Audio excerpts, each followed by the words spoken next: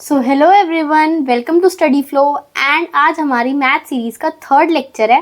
First हम introduction पढ़ चुके हैं, सेकंड हमने analytic function and Cauchy Riemann equation पढ़ी थी, जो कि इस वीडियो में बहुत काम आने वाली है। तो अगर आपने वो वीडियो नहीं देखा है तो जाके उस वीडियो को एक बार देख लो, फिर ये वीडियो समझ आएगी, क्योंकि यहाँ पे हम कॉची-रीमान इक्वेशन का यूज करने वाले हैं। आज का हमारा टॉपिक है harmonic function and conjugate. Harmonic function and conjugate. तो आज हम हार्मोनिक फंक्शन एंड कॉन्जुगेट पढ़ने वाले हैं। So let's get started. So आज का हमारा टॉपिक है हार्मोनिक कॉन्जुगेट। एंड मैं चीज़ें बिल्कुल भी कॉम्प्लेक्स नहीं करूंगी कि हार्मोनिक समझाऊं, कॉन्जुगेट समझाऊं, किसको किससे कनेक्ट करूं। जो हमारी साफ सीधी बात है ना कि हमें इतना पता होना चाहिए पेपर के लिए, मैं सिर्फ वही बताऊंगी। ठीक है, कोई भी ज़्यादा डिटेल में नहीं कि इसकी थ्योरी पढ़ो, इसकी ये इसका वो, ऐसा कुछ नहीं। ठीक है, तो सबसे पहले होता है कि हार्मोनिक में जो हार्मोनिक है, तुमने फिजिक्स में पढ़ा होगा जब तुम सिंपल हार्मोनिक मोशन पढ़ते थे, एसएचएम पढ़ते थे। तो हार्मोनिक क्या होता था? मतलब टू एंड फ्रो मोशन हो रहा है, उसको हम हार्मोनिक कह रहे हैं। मतलब कोई रिदम बनी है या कोई पैटर्न बना है, उसको हार्मोनिक। तो हार्मोनिक फंक्शन क्या होता है, उसके लिए पहले हार्मोनिक कॉन्जुगेट की बात कर लेते हैं। हमें पता है कि z जो होता था वो x प्लस आयोटा y होता था। ये हमने एक प्लेन पढ़ा था, और एक हमने w का प्लेन पढ़ा था जो होता था u प्लस आयोटा v। तो u वाला जो w होता था वो हमारा z से ही बना होता था। ये हमने पढ़ा था कि w जो है वो फंक्शन ऑफ z होता था। w is equal to function of z। तो जो u होता था वो भी फंक्शन ऑफ z हो जाता था, x और y। एंड जो v होता था वो भी फंक्शन हो जाता था x और y। तो हार्मोनिक कॉन्जुगेट किसे कहते हैं? हार्मोनिक कॉन्जुगेट मतलब अगर रियल पार्ट है तो उसका इमेजिनरी पार्ट भी होना चाहिए, और इमेजिनरी पार्ट है तो उसका रियल पार्ट भी होना चाहिए। मतलब जो u है, u के लिए v जो है उसका कॉन्जुगेट है, एंड जो v है उसके लिए u उसका कॉन्जुगेट है। मतलब हार्मोनिक कॉन्जुगेट, हार्मोनिक ही। तो अगर क्वेश्चन में u गिवन होगा और बोला है कि हार्मोनिक कॉन्जुगेट निकालो u का, गिवन u का, तो तुम v निकालोगे। एंड अगर क्वेश्चन में v गिवन है और बोला है कि उसका हार्मोनिक कॉन्जुगेट निकालो, तो तुम u निकालोगे। हार्मोनिक कॉन्जुगेट वाली बात समझ आ गई। अब हमारी CR इक्वेशंस क्या होती थी, तो हम एक बार रिकॉल कर लेते हैं। CR इक्वेशंस हमारी होती थी जब हम करते थे del u by del x। जब हम u को x से डिफरेंशिएट करते थे, पार्शियल डिफरेंशिएट, तो वो इक्वल होता था del v by del y। And इसकी दूसरी इक्वेशन क्या होती थी? इसकी दूसरी इक्वेशन होती थी del u by del y। मतलब अब हम u को y से कर देते थे पार्शियल डिफरेंशिएट, और वो इक्वल होता था del v by del x। मतलब v को x से कर देते थे। ये दो इक्वेशन हमने पढ़ी थी। अब हम क्या करते हैं, अब हम करते हैं कि एक बार इसको डबल डिफरेंशिएट करके देखते हैं। तो इस इक्वेशन को एक बार हम डबल डिफरेंशिएट करते हैं। इक्वेशन 1, बट इसमें कैच ये है कि तुम्हें कौन सी इक्वेशन को क्या करना है। तो ये हमारी इक्वेशन 1 मान लेते हैं हम, और ये हमारी इक्वेशन 2 मान लेते हैं। तो इक्वेशन 1 को पहले करते हैं। इक्वेशन 1 को विद रिस्पेक्ट टू x करके देखते हैं। तो इस इक्वेशन को अब मैं इंटीग्रेशन, डिफरेंशिएशन, ट्रिग्नोमेट्री ये सब नहीं सिखाने वाली, समझ आया? ये तुम लोग जेई में पढ़ के आए हो, तुमने जेई क्लियर किया, उसके बाद तुम्हें आना चाहिए। और इसमें बहुत ही बेसिक है, मतलब ऐसा भी नहीं कि भाई बहुत ही कॉम्प्लेक्स इंटीग्रेशन डिफरेंशिएशन है। इजी है, तो ये तो तुम कर लोगे। इसको अगर मैं डबल डिफरेंशिएट करूं तो इसका आंसर आएगा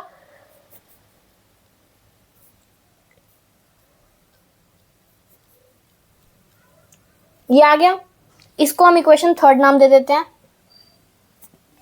अब जो सेकंड इक्वेशन थी इसको हम डिफरेंशिएट करते हैं y से। Second equation with respect to y।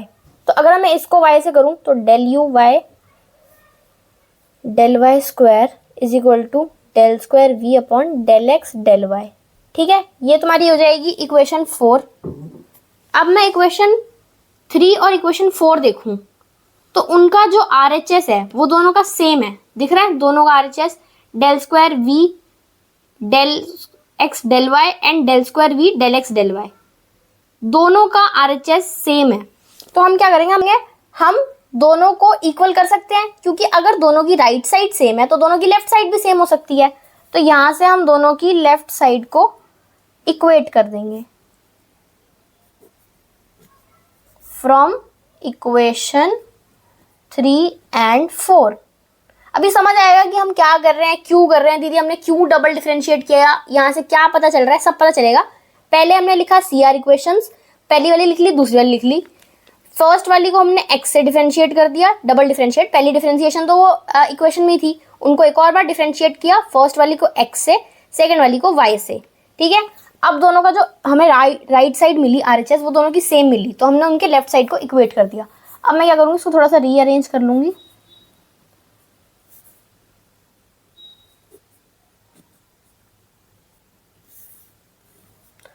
ये आ गई हमारी एक इक्वेशन, इसको हम कहते हैं लाप्लास इक्वेशन। एंड ये इक्वेशन हमने क्यों निकाली है इस टाइम पे, इसी मिस्टेक है यहाँ पे कि जब हमने इक्वेशन 4 यहाँ इक्वेट की थी तो यहाँ पे एक माइनस भी आता है, तो यहाँ पे वो माइनस साइन आएगा एंड वो माइनस साइन यहाँ भी रहेगा,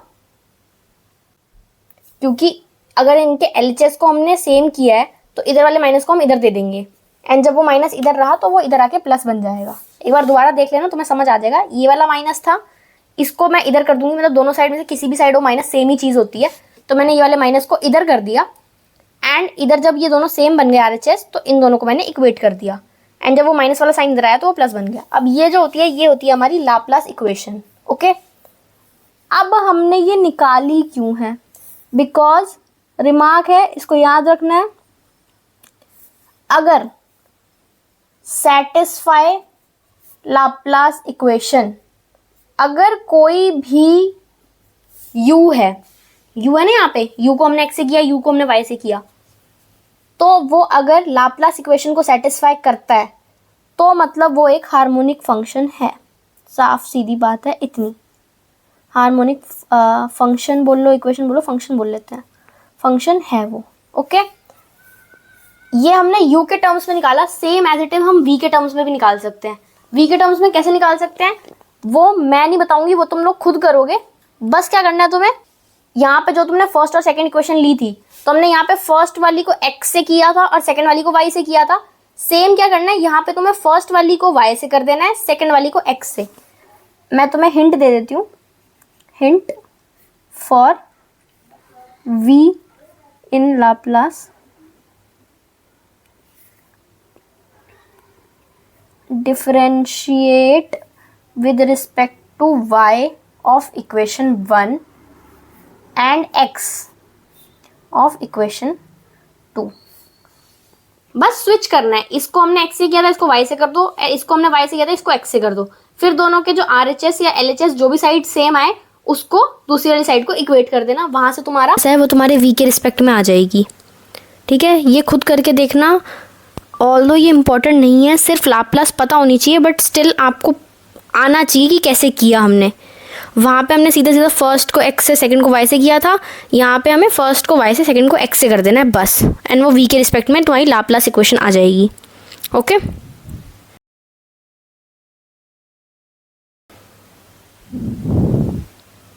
ना अब हम कॉन्जुगेट की बात करेंगे कि कॉन्जुगेट होता क्या है।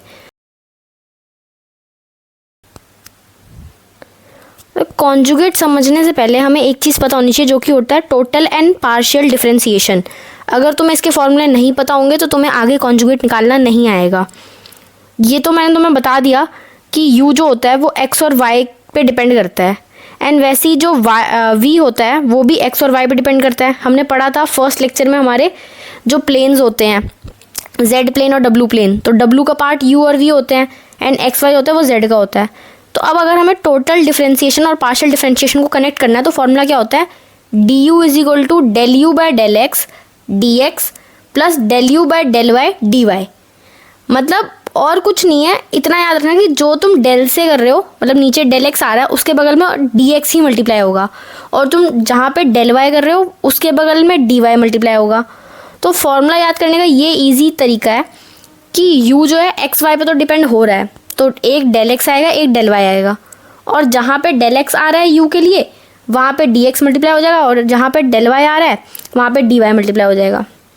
डेल वाली जो चीज़ होती है उसको हम पार्शियल डिफरेंशिएशन बोलते हैं, एंड जो डी वाली चीज़ होती है वो टोटल डिफरेंशिएशन होती है। इसीलिए हमने इधर डी यू लिखा है। एंड अगर हम डी वी के रिस्पेक्ट में लिखें सेम चीज़ तो कुछ नहीं होगा, बस वी वाली चीज़ आ जाएगी डेल में, del v by del x d x plus del v by del y d Y.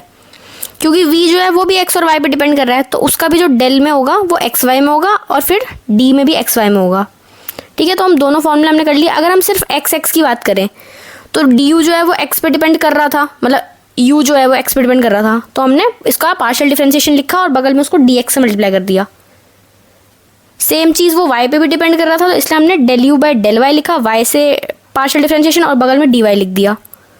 तो ये फॉर्मूला इजी है याद करने के लिए, बस तुम्हें ये पता होना चाहिए कि जो u और v है वो x और y पे डिपेंड करते हैं, तो उनका जो पार्शियल डिफरेंशिएशन होगा वो x और y के रिस्पेक्ट में होगा और उनके बगल में उनके टोटल डिफरेंशिएशन भी मल्टीप्लाई हो जाएंगे। ठीक है, इतना ही है। अब ये फॉर्मूला काम आएगा हमें कॉन्जुगेट निकालने के लिए। This is the most important formula, इसके बिना आप कॉन्जुगेट नहीं निकाल सकते।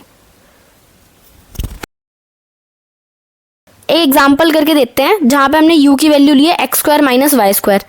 अब इसको हमें क्या करना है, पहले मतलब इसमें हमें 3 चीज़ें करनी है। पहले इसको हमें हार्मोनिक प्रूफ करना है कि ये हार्मोनिक फंक्शन है कि नहीं। दूसरा, ये एनालिटिक है या नहीं। एनालिटिक के लिए आपको पिछले लेक्चर्स देखे होने चाहिए। एंड थर्ड, इसका हमें हार्मोनिक कॉन्जुगेट भी निकालना है। मतलब u के लिए हार्मोनिक कॉन्जुगेट क्या होगा, v होगा। u गिवन है और हमें v निकालना है। तो 3 चीज़ें करनी है, हम स्टेप बाय स्टेप सारे क्वेश्चंस करेंगे।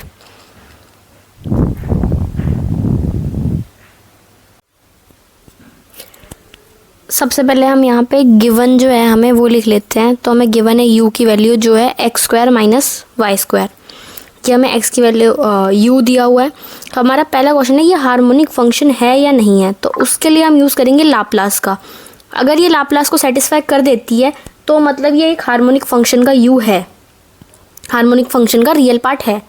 तो पहले हम लाप्लास लिख लेते हैं। लाप्लास क्या थी, u के रिस्पेक्ट में double differentiation of u with respect to x plus double differentiation of u with respect to y is equal to 0।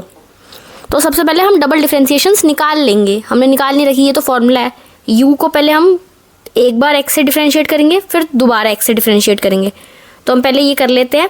उसके बाद हम u को y से डिफरेंशिएट करेंगे 2 बार एंड उसको फॉर्मूले में पुट करेंगे। तो हमारा था x square minus y square, उसको एक बार किया तो 2x बन जाएगा, दोबारा x से किया तो 2 बन गया। ऐसे ही अगर हम y से करेंगे तो एक बार y से करेंगे तो -2y बनेगा एंड दोबारा अगर y से करेंगे तो वो भी -2 रह जाएगा। अब अगर मैं इसे फॉर्मूले में पुट करूँ, हमारी दोनों साइड की वैल्यूज़ तो आ गई हैं, x वाली और y वाली, तो दोनों को मैं फॉर्मूले में पुट कर देती हूँ। मान लो इसे हम इक्वेशन 1 मान लेते हैं एंड मैं फॉर्मूले में पुट करूँ तो 2 - 2 इज इक्वल टू, और यहाँ पे -2 है तो उसको पुट करेंगे तो 2 - 2 इज इक्वल टू 0। तो LHS जो 0 वहाँ पे आना चाहिए, LHS का आंसर जो है वो 0 आया और RHS भी 0 था, तो प्रूव्ड हो गया।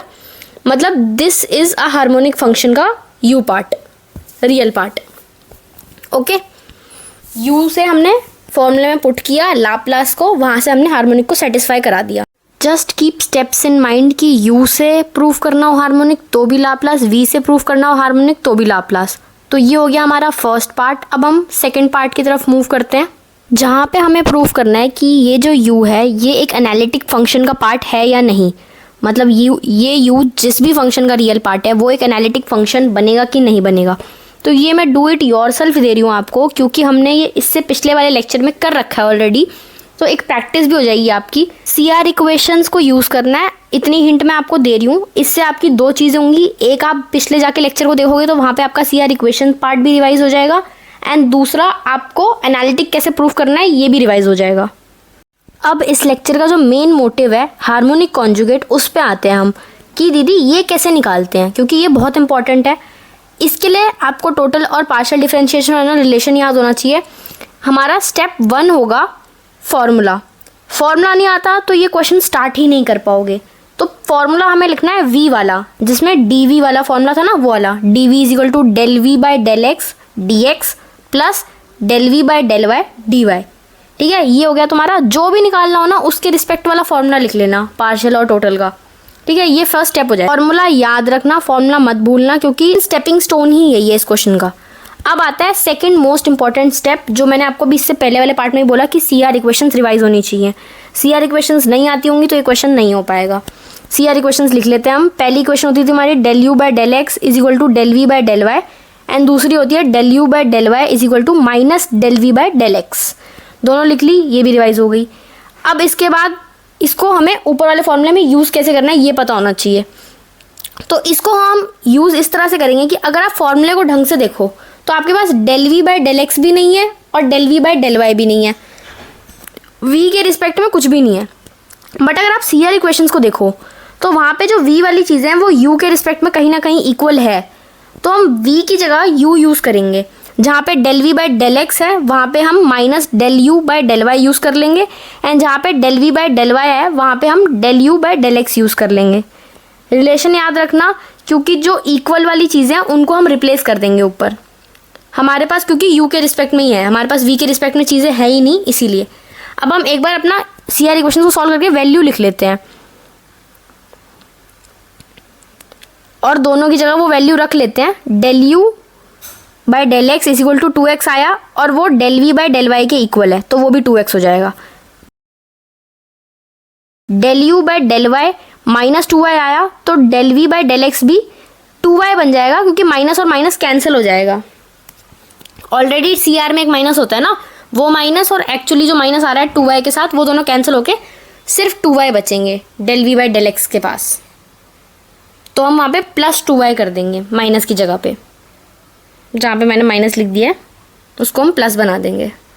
यहाँ पे ऑलरेडी एक माइनस है जो इंक्लूड हो रहा है, तो वहाँ पे हम प्लस बना देंगे उसे। ये माइनस प्लस वाली चीज़ ध्यान से समझना, वहाँ पे ऑलरेडी एक माइनस था और जो हमारा इक्वल वाली चीज़ आ रही है वहाँ पे एक माइनस आ रहा था, तो वो माइनस माइनस न्यूट्रलाइज होके नीचे वाले आंसर में हमारा प्लस आ गया। इस चीज़ में कंफ्यूज मत होना, क्योंकि जब तुम लोग खुद एक बार क्वेश्चन लेके बैठोगे ना और उसको खुद सॉल्व करोगे, फिर तुम सी आर को बैलेंस करके देखोगे कि कहाँ पे कौन सी वैल्यू लेनी है, तो तुम लोगों को वो चीज़ ईजिली समझ आ जाएगी। अब हम जो वी वाली इक्वेशन है उसको इक्वेशन 2 मान लेते हैं, एंड जो वैल्यूज़ हमने यहाँ पे यू के रिस्पेक्ट में निकाल ली हैं उसको वी वाली चीज़ों से रिप्लेस कर देते हैं, क्योंकि हमारे पास तो यू ही था तो हम यू के रिस्पेक्ट में ही निकाल सकते थे। तो सी आर से बैलेंस करके जो यू वाली चीज़ें हैं उनको पुट कर लेते हैं अपने फॉर्मूले में, ताकि हम उनकी वैल्यूज़ को डाल सकें। तो हम यहाँ पे लिखेंगे d v is equal to, अब del v by del x की जगह पे हम क्या लिखेंगे, minus del u by del y, जो कि आया था 2y, और dx को एज इट इज़ रखेंगे, and then del v by del y की जगह पे हम del u by del x रखेंगे, जो कि आया था 2x, और dy एज इट इज़। ठीक है, ये हो गई हमने वैल्यू पुट। अब इसके बाद सबको पता है कि जहाँ पे डिफरेंशिएशन आ रहा है उसको न्यूट्रलाइज करने के लिए हम क्या यूज़ करते हैं, तो डिफरेंशिएशन को न्यूट्रलाइज करने के लिए हम इंटीग्रेशन का यूज़ करते हैं। अब हम करेंगे दोनों साइड पे इंटीग्रेट, तो बोथ साइड्स हमारी इंटीग्रेशन हो जाएगी। मैं सिखाने के लिए चाहूँ तो सीधा इंटीग्रेट करके आंसर लिख सकती हूँ, बट आपको ये चीज़ पेपर में करनी है एंड आपके हर स्टेप के नंबर होंगे। अगर आपको आगे इंटीग्रेशन, चलो मान लो 2-3 स्टेप बाद आपको इंटीग्रेट करना नहीं भी आ रहा है, तो जिस स्टेप तक आपने किया होगा वहाँ तक के तो मार्क्स मिलेंगे, तो एक एक स्टेप लिखना इंपॉर्टेंट है। इसलिए मैंने दोनों साइड पे इंटीग्रेशन का साइन लगाया है। उसके बाद डी तो पूरा प्रॉपर इंटीग्रेट हो जाएगा, एंड 2 को हम बाहर ले लेंगे। अंदर क्या बचेगा हमारे पास, y d x plus x d y. अब इसको सॉल्व करने के लिए एक बहुत ईजी ट्रिक होती है, मतलब ट्रिक बोल लो, या ये जब तुम इंटीग्रेशन पढ़ते हो ना ये चीज़ तुम्हें सिखाई जाती है कि तुम्हें डिफरेंशिएशन और इंटीग्रेशन को कैसे कोरिलेट करना होता है। तो तुमने डिफरेंशिएशन में एक प्रोडक्ट रूल पढ़ा होगा, जिसमें अगर मैं तुम्हें बोलूँ कि तुम्हें एक्स वाई को डिफरेंशिएट करना है, एक्स मल्टीप्लाई वाई को, तो उसमें तुम एक्स को एज इट इज़ रखोगे, वाई को डिफरेंशिएट कर दोगे, प्लस वाई को एज इट इज़ रखोगे, एक्स को डिफरेंशिएट कर दोगे, तो ये तुम्हारा डिफरेंशिएशन से आता है। एंड अगर तुम ये चीज़ देखो तो ये ऊपर वाली चीज़ से बिल्कुल सेम लग रही है, x d y plus y d x, तो ऊपर वाली चीज़ पूरी सेम है। एंड ये किसका डिफरेंशिएशन करने से आ रही है, ये आ रही है हमारी एक्स वाई का डिफरेंशिएशन करने से। तो अगर हम इंटीग्रेशन का साइन एज इट इज़ रहने दें और अंदर वाली चीज़ को रिप्लेस कर दें हम डिफरेंशिएशन और एक्स वाई से, इंटीग्रेशन एज इट इज़, और अंदर हम लिख दें डी एक्स वाई, मतलब डिफरेंशिएशन ऑफ एक्स वाई, तो यहाँ पे तुम्हारा मेन जो कैच है वो तुम्हारा प्रोडक्ट रूल को कैसे डिफरेंशिएशन और इंटीग्रेशन में कोरिलेट करना है वो है। क्योंकि यहाँ पे तो 2 ही थे, एक्स और वाई, तो तुमने 2 पेयर में उन्हें निकाल लिया। x को रख के y को डिफरेंशिएट कर दिया और y को रख के x को डिफरेंशिएट कर दिया। ये बेसिक डिफरेंशिएशन है जो प्रोडक्ट रूल होता है, बट आगे चल के तुम्हारे बड़े क्वेश्चंस भी आएंगे तो वहाँ पे तुम्हारा कैच बहुत इंपॉर्टेंट रहेगा। अब यहाँ पे क्या होगा, जो इंटीग्रेशन का साइन है और d है वो एक दूसरे को न्यूट्रलाइज कर देंगे, क्योंकि इंटीग्रेशन का साइन और d फॉर डिफरेंशिएशन न्यूट्रलाइज करके दोनों कैंसिल आउट हो जाएंगे और तुम्हारे पास सिर्फ xy बच जाएगा, अंदर वाला xy। तो 2xy तुम्हारा आंसर आ जाएगा एंड c हमने एज अ कांस्टेंट लगा दिया है। तो ये आएगा तुम्हारा harmonic conjugate of u which is v। तो u तुम्हें गिवन था, उससे तुमने हार्मोनिक कॉन्जुगेट जो कि v है वो निकाल लिया। अब मुझे पता है इसमें तुम्हारा जो डिफ़िकल्ट पार्ट रहा होगा वो तुम्हारा ये कैच वाला पार्ट रहा होगा कि दीदी कैसे आपने प्रोडक्ट रूल सोच लिया, कैसे आपको पता है कि वहाँ पे xy ही आएगा अंदर। तो ये मुझे पता है ये थोड़ा सा डिफ़िकल्ट लग रहा होगा सबको। आपको कैच करना बहुत इंपॉर्टेंट है क्वेश्चंस में। एंड एटलीस्ट मैं तुम्हें बोल रही हूँ, अगर यहाँ तक भी तुम पहुँच पा रहे हो ना, इससे पीछे वाला पार्ट अगर तुम बिल्कुल एक्यूरेट कर रहे हो और यहाँ तक भी पहुँच पा रहे हो तो भी तुम्हारे बहुत अच्छे नंबर आएंगे। बट ये लास्ट वाला पार्ट अगर अच्छे से समझ लोगे ना तो तुम्हारे पूरे फुल नंबर आ सकते हैं इस क्वेश्चन में। इसका डिफ़िकल्ट पोर्शन यही वाला है, लास्ट वाला, कि पेयर कैसे बनाने हैं, कि कौन सा डिफरेंशिएशन साइन के अंदर आएगा। तो इस क्वेश्चन के मेजर पॉइंट्स थे Laplace, then your CR equation, and then आपका ये टोटल एंड पार्शियल डिफरेंशिएशन वाला फॉर्मूला, एंड देन कैसे आप इसको कोरिलेट करके लास्ट में इंटीग्रेट करके आंसर निकाल लेते हो अपना हार्मोनिक कॉन्जुगेट। U से शुरू करके ये पूरा क्वेश्चन V तक आएगा। अब हम इसके नेक्स्ट पार्ट में ये भी पढ़ेंगे कि अगर ये U दिया हुआ है तो इसका प्रॉपर फंक्शन क्या होगा, जिसको हम एनालिटिक फंक्शन या हार्मोनिक फंक्शन बोलेंगे। अभी तो हम U के लिए V और V के लिए U निकाल रहे हैं, बट हम इसके नेक्स्ट लेक्चर में पढ़ेंगे कि U से हम वो फंक्शन कैसे निकाले जो हार्मोनिक है इसका। सो अभी के लिए इतना ही, एंड मैं आपको बोलूँगी कि दोबारा से इस क्वेश्चन को प्लीज़ ट्राई करना। And that's all, thank you everyone. For more such videos आप हमें यूट्यूब पे सब्सक्राइब कर सकते हैं, क्योंकि और लेक्चर्स आने वाले हैं इस मैथ की सीरीज़ में। एंड इवन आप अपडेट्स के लिए कि लेक्चर कब आने वाला है, कितने बजे आने वाला है, वो आप हमें इंस्टा पे भी फॉलो कर सकते हैं, जिसका लिंक आपको डिस्क्रिप्शन में मिल जाएगा। अगर आपको इस लेक्चर में कोई डाउट हो या आप चाहते हो कि इसी टॉपिक पे मैं और 1-2 क्वेश्चंस कराऊं ताकि हमें पेयरिंग पता चल जाए इंटीग्रेशन वाली, तो आप मुझे कमेंट्स में बता सकते हो, या फिर लेक्चर में कोई और डाउट है वो भी आप कमेंट्स में बता सकते हो। इस लेक्चर को लाइक कर दो और अपने सारे दोस्तों के साथ शेयर भी कर दो। आई नो आपके एग्जाम्स आने वाले हैं, उससे पहले हम आपके सारे सिलेबस को रैप अप कर देंगे ताकि आपको एग्जाम्स में कोई प्रॉब्लम ना हो। सो बाय एवरीवन, एंड मन लगा के पढ़ाई करो। Study Flow is here to help you all.